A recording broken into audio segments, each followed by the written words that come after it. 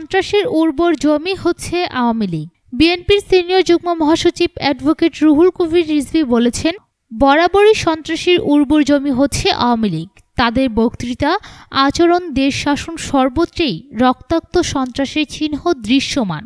আওয়ামী সন্ত্রাসের ধারা জেনেটিক্যাল।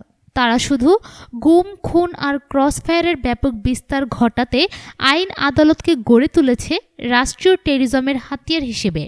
আজ রাজধানীর নয়াপল্টনে দলের কেন্দ্রীয় কার্যালয়ে আয়োজিত সংবাদ সম্মেলনে তিনি এসব কথা বলেন। সংবাদ সম্মেলনে রিজভী অভিযোগ করে বলেন, ২১শে আগস্ট বোমা হামলা মামলায় বিরোধী দলের প্রতি সরকারের আচরণ নিয়ে উচিত অনুচিতের নানা বিষয় রায়ের পর্যবেক্ষণে তুলে ধরা হয়েছে। সেখানে কিন্তু বিরোধী দলের নেতাকর্মীদের হত্যার হুমকি দেওয়া উচিত কিনা সেটা উল্লেখ করা হয়নি। তোমরা চুরি পড়ে থাকো, আমাদের একটা মারলে ওদের ১০ জনকে মারতে হবে। বিরোধী দলের প্রতি এই বিপজ্জনক হুমকি কি একজন প্রধানমন্ত্রী দিতে পারেন? ওবায়দুল কাদের সাহেবকেও বলতে চাই, বর্তমান প্রধানমন্ত্রীর এই বক্তব্য কি বিশ্ব শান্তি সম্মেলনের বাণী? তিনি প্রশ্ন রেখে বলেন, সরকারের হুকুমে প্রতিদিনে আইনশৃঙ্খলা বাহিনী কর্তৃক বিনা বিচারে মানুষ হত্যার হিড়িক চলছে। এই হিড়িক কি উন্নয়নের নমুনা নাকি রাষ্ট্রীয় সন্ত্রাস? এগুলো রায়ের পর্যবেক্ষণে না থাকলেও এর দায়িত্ব বর্তমান সরকারের কাউকেই নিতে হবে। বর্তমান প্রধানমন্ত্রীর দর্পী মানসিকতা কেন রায়ের পর্যবেক্ষণে আসেনি?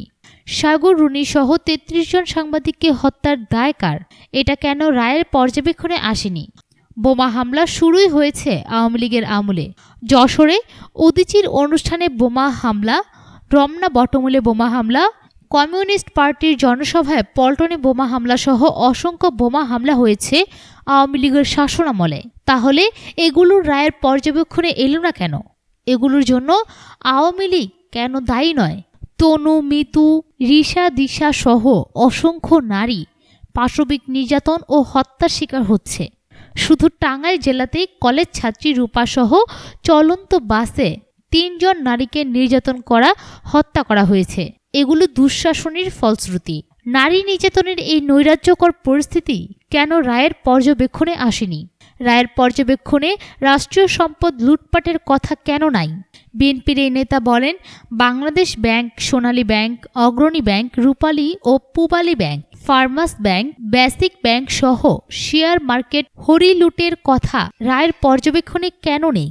এগুলো নিয়ে জনগণের মনে নানা প্রশ্ন দানা বাঁধছে। নারায়ণগঞ্জের ৭ খুনের হামলার প্রধান আসামি আওয়ামী মন্ত্রীর জামাই, উপজেলা চেয়ারম্যান নূর হোসেন বাবুর হত্যাকারীরা ছাত্রলীগ, যুবলীগের নেতাকর্মী।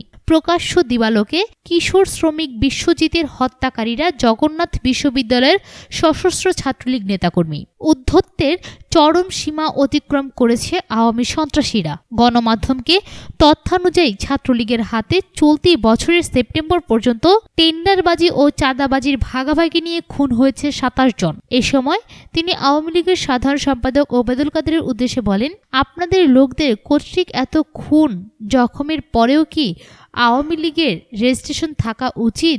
আন্তর্জাতিকভাবে স্বীকৃতি স্বৈরাচারের টিকে থাকার মূল ভিত্তি হচ্ছে সহিংস সন্ত্রাস। উৎস breakingnews.com। সব খবর সবার আগে পেতে ফ্রিকি নিউজের সাথেই থাকুন। ধন্যবাদ।